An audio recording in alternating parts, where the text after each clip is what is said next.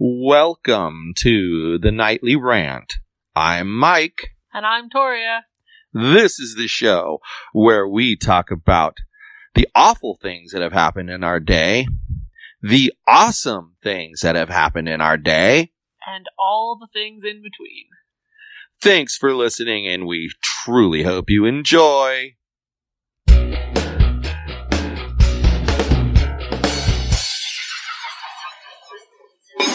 So here we are, and it's only Tuesday. A fresh and exciting Tuesday. I feel like we're doing something really cool. We keep growing in good ways. Do? In good ways. We do. I also feel like we took a risk today and didn't do a sound check before our podcast started. No, we did. I was watching it while you were talking. So you took a risk. I did my job as the recording engineer, and I made sure that the sound was correct. At first, I was a little concerned that I was going to have to adjust it because you were being super loud and the device hadn't caught up to you yet, so it was pegging the needle. And all of a sudden, I watched the technology take over, and it just brought the volume right down to where it needed to be. So really good. I'm not super loud. Well, you were at that moment. You're not usually. But, you know, anyway. What did you call today as far as a Tuesday? I can't remember. I don't remember either. It was like a Super Tuesday or something like that. But fabulous, splendid, yeah, miraculous, like and uplifting. Why do you say that? I don't know. I'm just in a good mood today. And I really wasn't in a good mood yesterday. And I did the same amount of work both days. So what's the difference? Less people asked me to do things today. That's good. So, like, yesterday, I'd be working away, doing some things, and then all of a sudden, 3 people would pop up on Slack and be like, blah, blah, blah, blah, blah, blah, blah, blah, blah, blah, blah, blah. And it was just, you know how I am when I'm distracted when I've been focused. And you know how annoyed I get. And I get all stressed out. And then people were like one client specifically, who's just given me a new set of tasks, messaged me on Slack, then messaged me in a group chat on Slack, and then texted me because I hadn't answered soon enough because I was in the middle of something. And it was just, my head felt like it was going to explode. Today, nobody asked me. How did you handle that? I ignored his text message for about an hour, and then I got back to him on Slack and said I was busy and in the middle of something. That's the way. But it didn't stop me from getting distracted and getting No, annoyed. I understand that. But that's how you have to handle that stuff, because eventually they'll stop that bullcrap. Like, when you message me at 4 a.m., that's when your first message comes through, 4 a.m. our time, and you know I'm in the Pacific time while you're in Eastern. I feel like expecting me to have answered you anytime before 9 a.m. is a little bit unrealistic. 9 a.m. Eastern time? No. He knows I work Pacific time hours.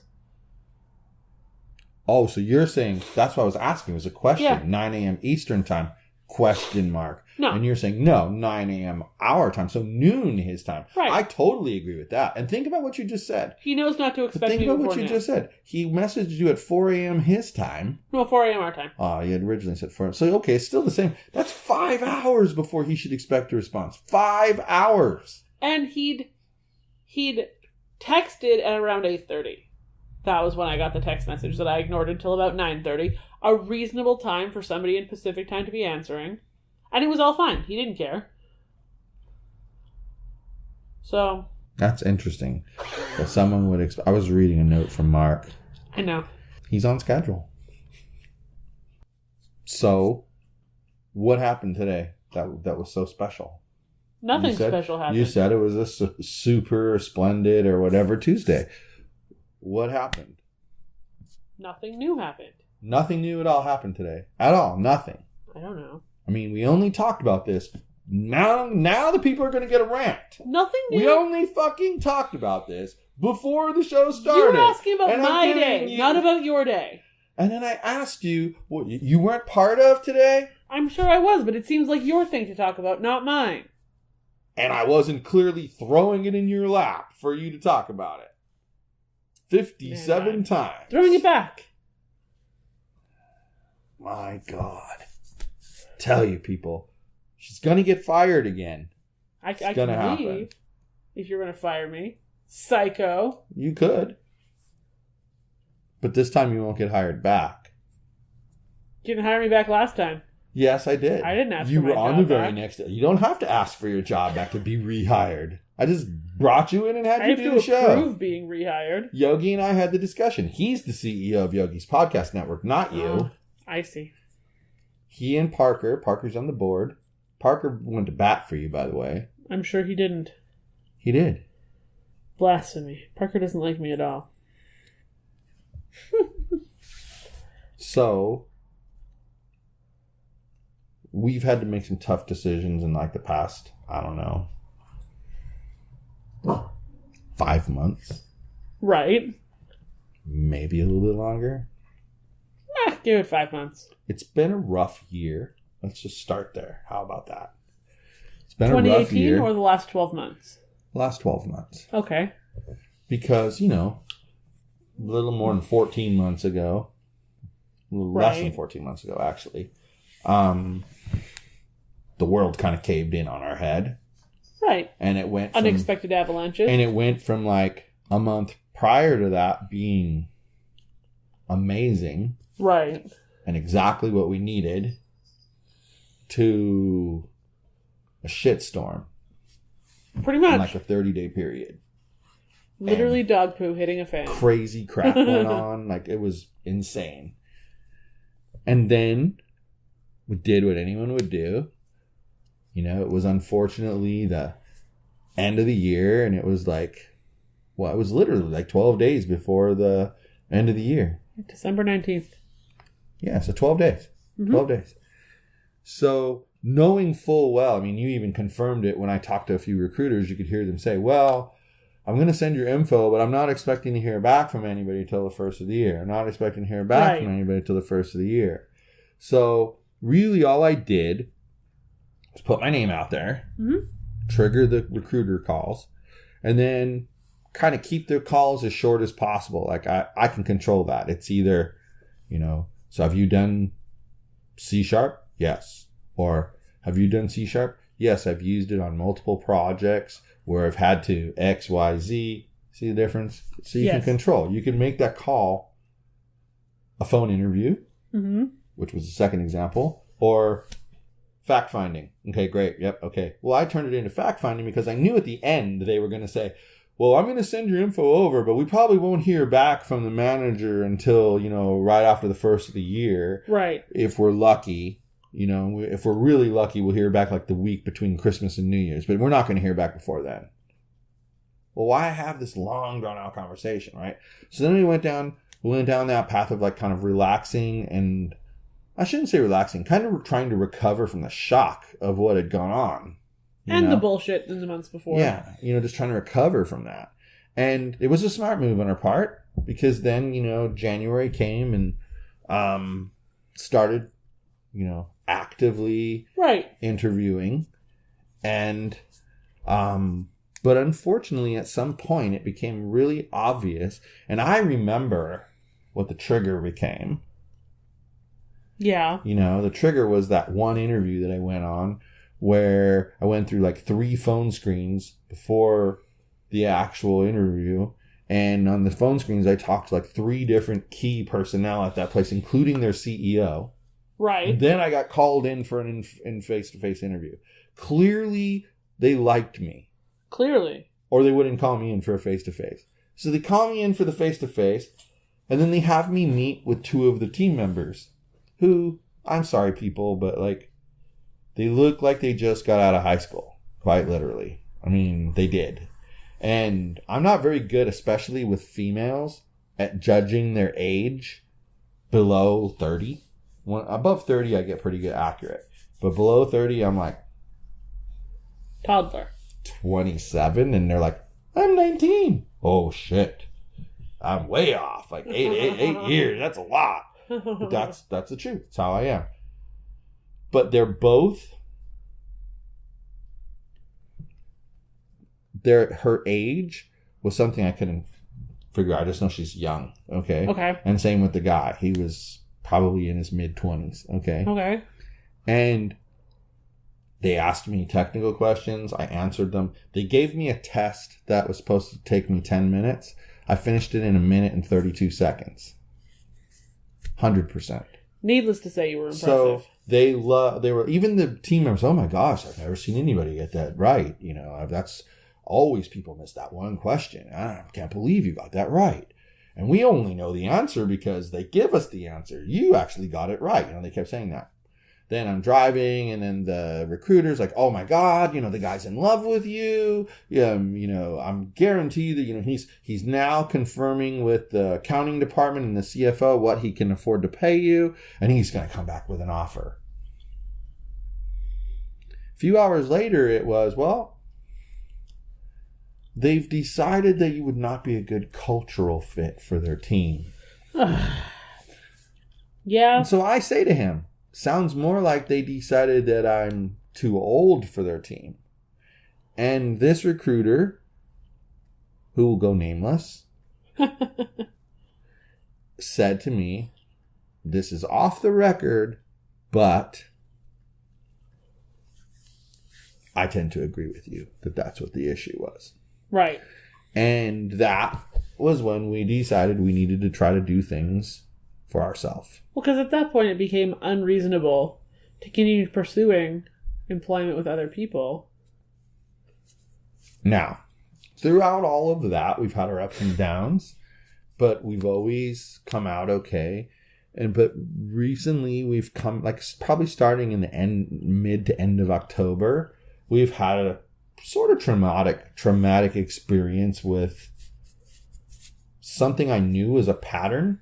Just didn't know that the pattern had gotten doubled in size. Right.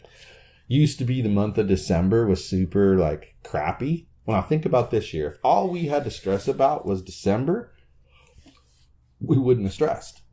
We would have cruised right through it. Right. But we had to stress because it was November and December that were deadly. Okay. But in any event, you know, there was one event that triggered a lot of that. Yes.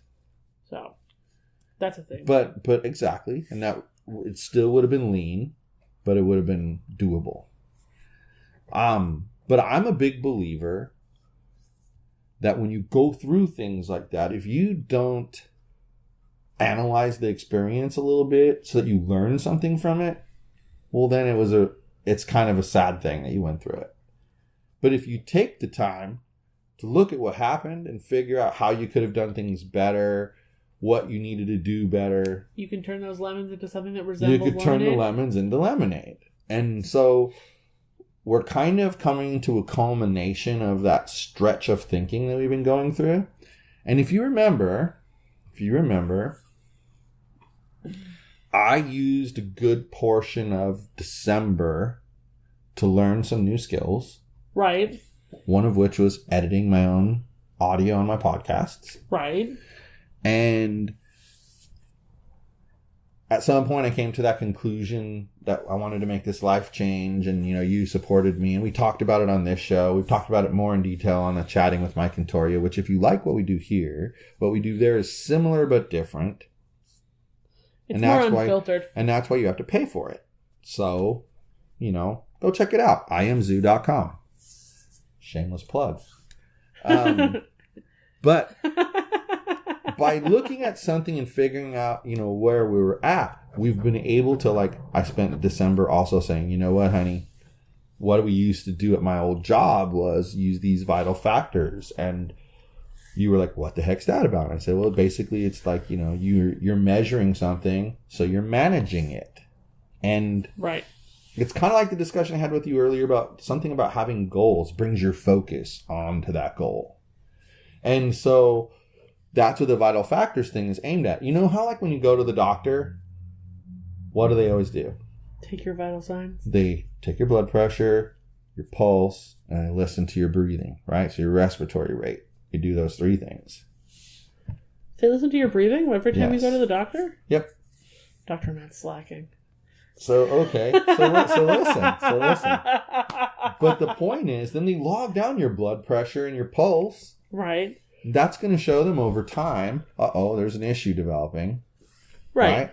Well, that's what vital factors are. Instead, those are called vital signs. these are vital factors. And the whole purpose of the vital factor is you're taking the pulse of the business on a regular basis to see how it's doing. And then you're able to react to problems. Had we been doing that last year, we could have been, oh crap, we're not, business isn't growing at the rate it was growing. We better pull back some of that money and stick it in a savings account. Well, hindsight is completely 20/20, of course. That day we sat at the laundromat figuring out how we were going to do all of this is probably when we should have started the vital factors. Yes. I completely agree. But you know what? Better late than never. But that's the point. That's exactly the point I'm trying to make right now. Yep. Is that we've gone through and we've put that into play. Mm-hmm. It's brought a super laser focus to the business. And it's enabled us to make a decision that we needed to make. And I mean, I'm not going to go into details about what it's about anywhere. It's our personal business. But I will say that it comes down to this. You have to be true to yourself. And you have to make sure that when you're making business decisions, that you're putting yourself first. And I'm going to put it to you this way, guys. If you're married, male or female, when I say put yourself first, I'm talking about you, your spouse, and your family. It's a faster way to say it than every single time I mention that I have to say, and you put you, yourself, your spouse, you, your spouse, and your family first, blah, blah, blah. No, it's just put yourself first. And yourself, if you're married with kids, is multiple people. Okay? So I'm telling you, you got to put yourself first. You have to make the decisions that affect your well-being. And that can even mean, and that's one thing that was asked of us tonight that helped a lot, is, money or peace of mind. Right. And let's face it, in my way of analyzing that, if you're on the verge of being homeless, you're not going to have peace of mind. So at that point, you're going to need the money. Right. But overall, when you choose peace of mind, I think at that point you're saying the money's in a good place. The money's okay. It may not be magnanimous, but it's where it has to be to get you by. There's the pyramid of needs. Right. And the base of the pyramid is the base needs, like right, food, and those are being shelter, met. Comfort, those things. I think there's one more, but I can't remember what it is. As long as those are met, you can have right, and I think that's where we were at, and that's why you have peace and comfort. Right.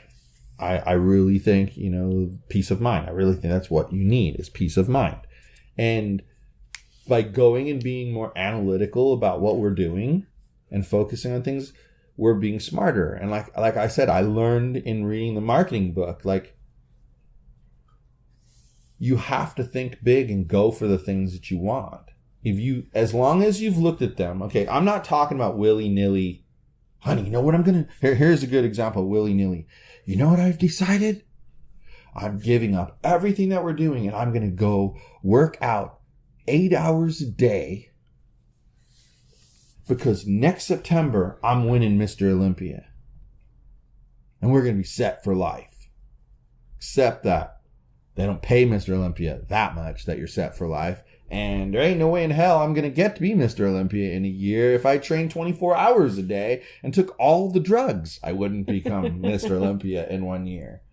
Okay? So my point is that's a whim. Oh my God, you're an insane person's decision. But sitting down and saying, let's say you came to me and you said, you know what? I decided Cypress College is right there. I want to go take some classes on such and such so I can get my skills up more on that. Not unrealistic. And when here it comes, babe.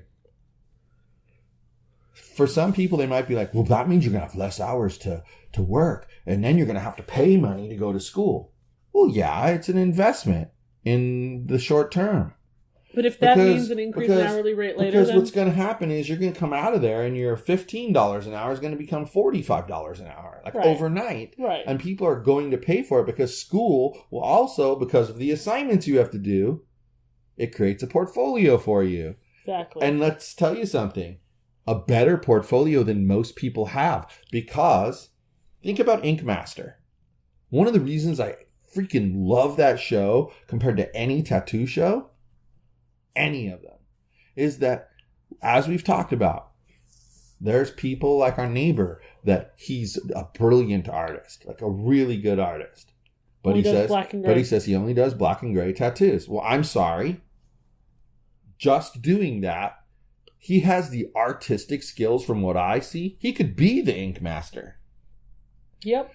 But he has to learn all of those other skills. And I think truly that that's the purpose of the process on Ink Master is they try to teach you that you have to work as a team, right? In order to be a good shop, you have to work as a team. So they do those challenges where they put 2 people together. Right.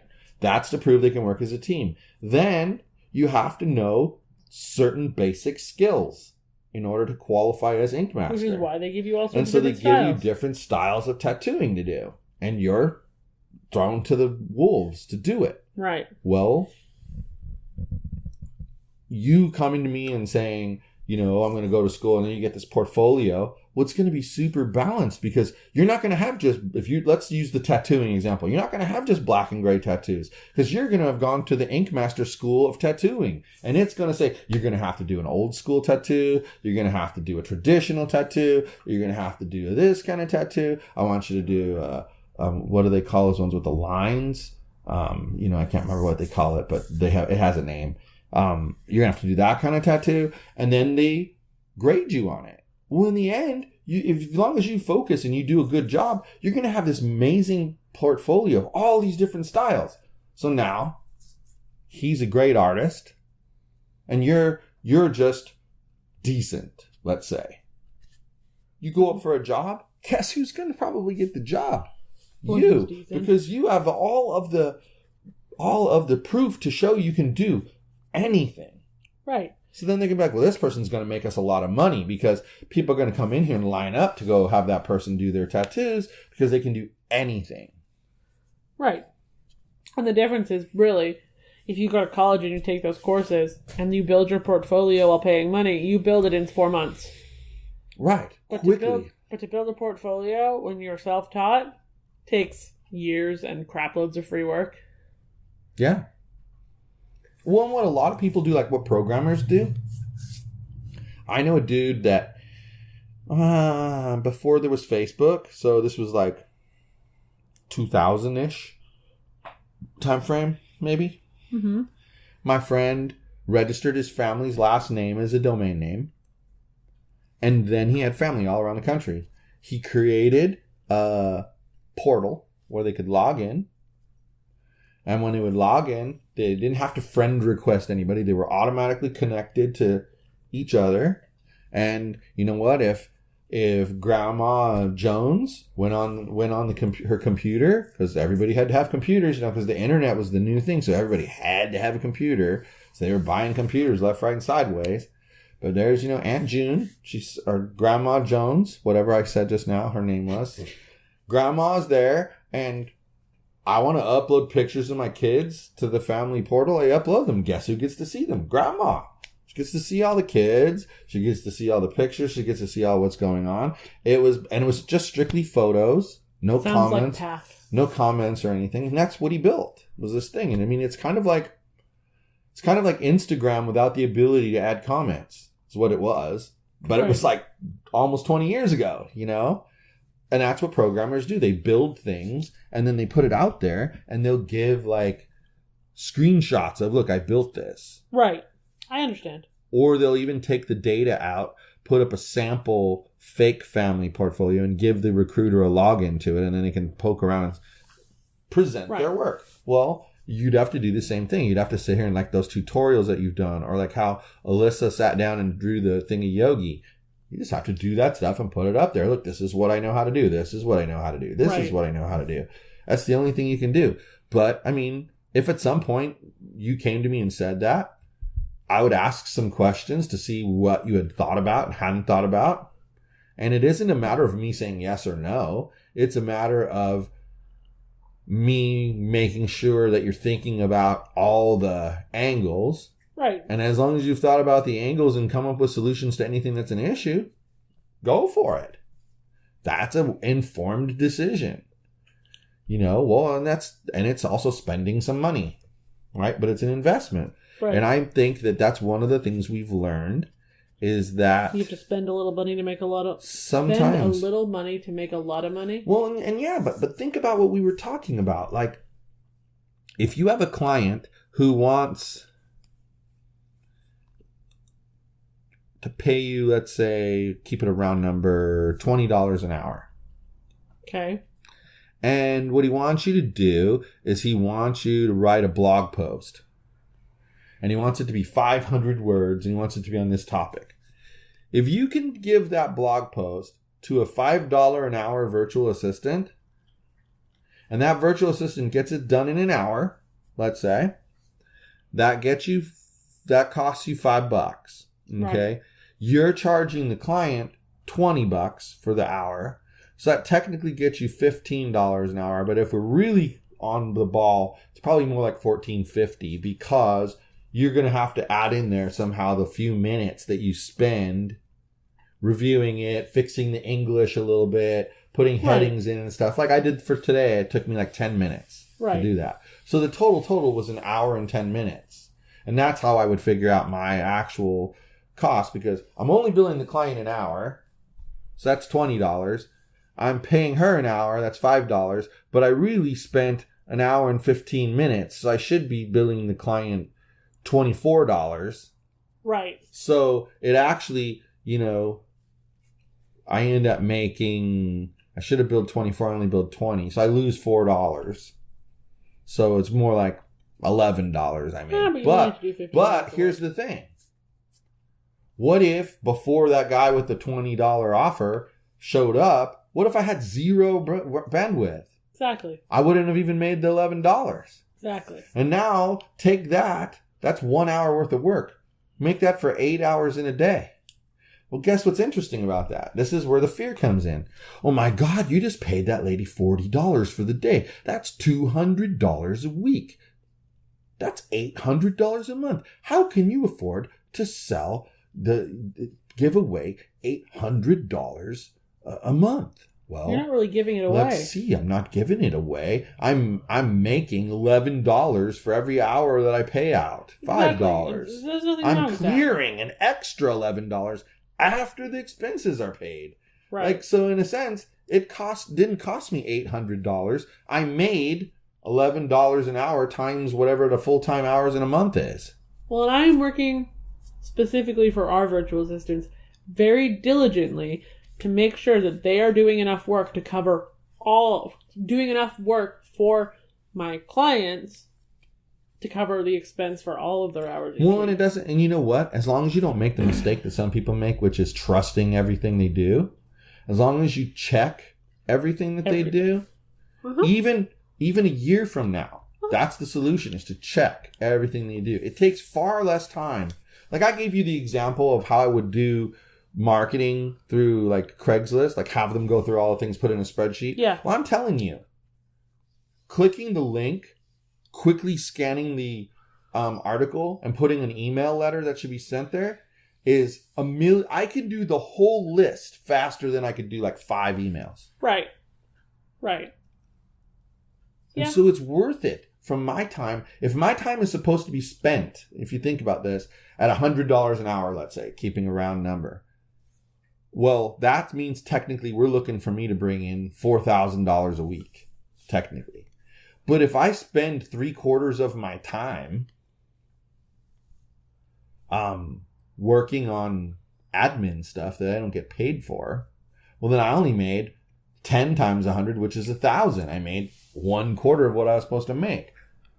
So by me paying a small fraction of that to somebody else so that I can be freed up to go make the $100 an hour, that in the end, it pays off. Like I'm sure like that lady that you're working for, she must get paid a really nice rate to be able to afford what she pays everybody else. I think so too.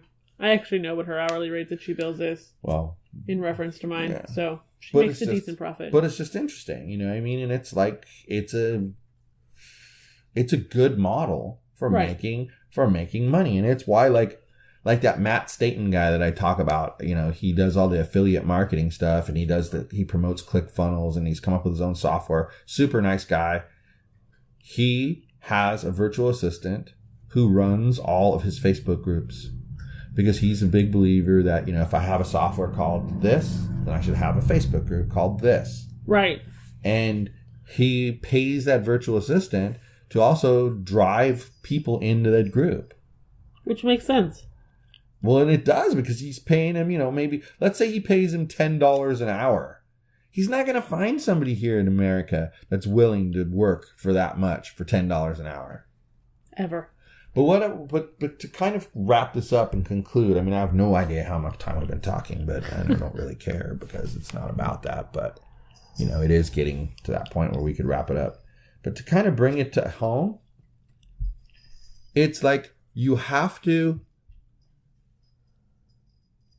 There comes a point where you have to make choices in life.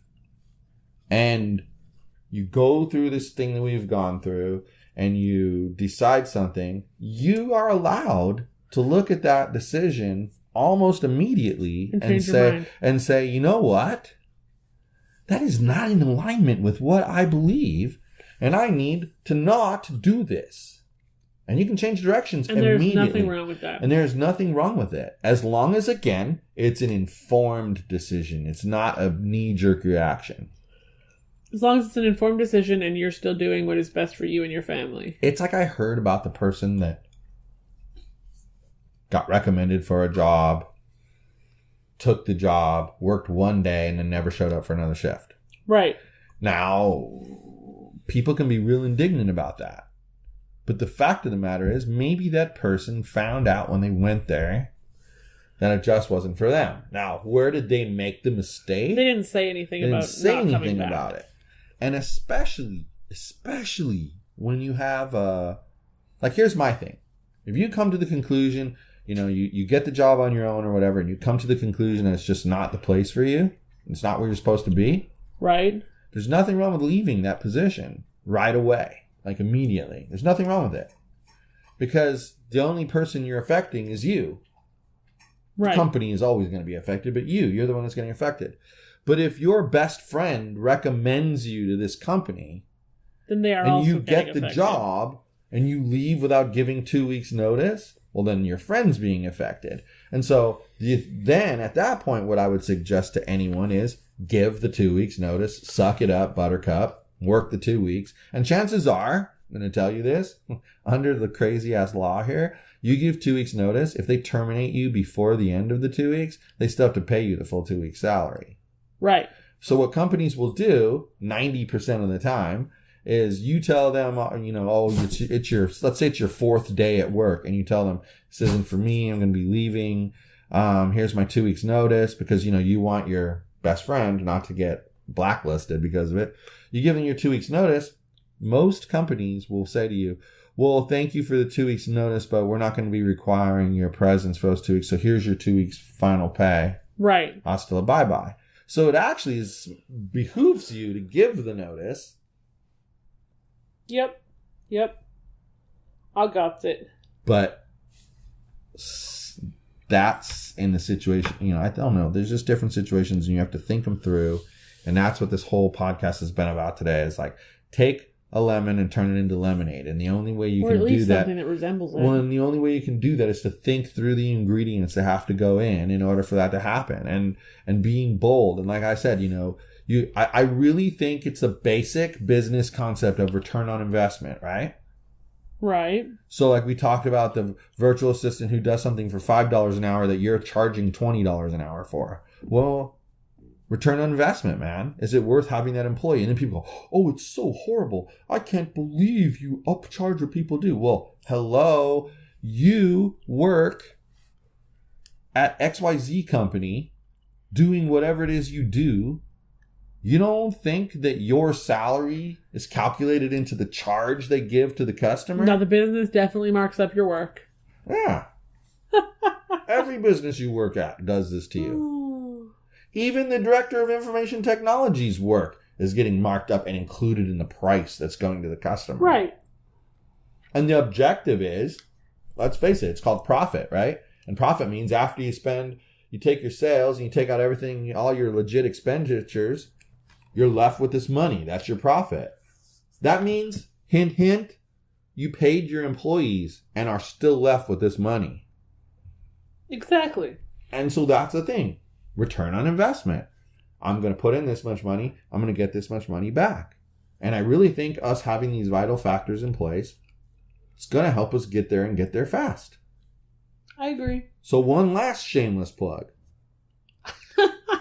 If you guys need a virtual assistant, or if you need a project manager, or if your company's using NetSuite or Salesforce, or you need a website built, or hey, maybe you've got a website and it's pretty and it's nice, but nobody can find you, then you need SEO help.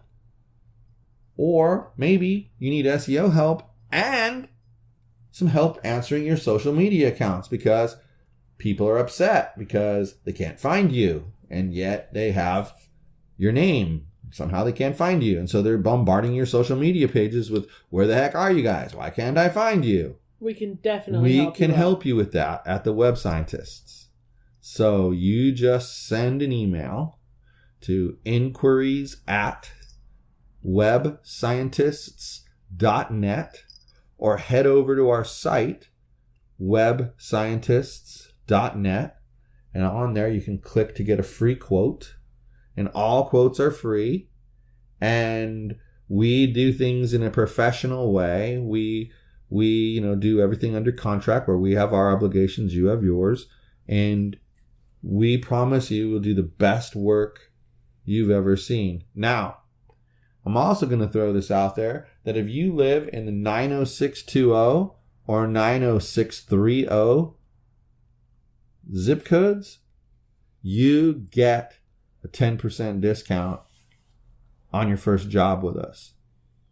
Seems legit. So that means if you were to pick a quarterly SEO package, and let's say it was $1,000 a month, and that's $3,000 for a quarter, you get it for $2,700. Friends and family. Get and the neighbors. You get the discount. So there you go. 90620, 90630. If you live in those, and we're going to ask for proof. So, but let's do this. Got anything else to add over there, beautiful? The only thing I want to add, I forgot to tell everybody the absolute highlight of my day. Oh, cool. Go for it. I like good news. I taught the Yog Dog to howl. Yes. Today. Well, I'm not sure you actually taught him. But I made him do it. Forced him to do it by doing it to him because he doesn't seem to want to do it. I will succeed. There will be a second howl. I hope so, because it sounds like it was cute. It was adorable. So just picture tiny little Yog Dog howling at a fire engine, and you'll smile. Good night, everyone. Hasta la bye-bye.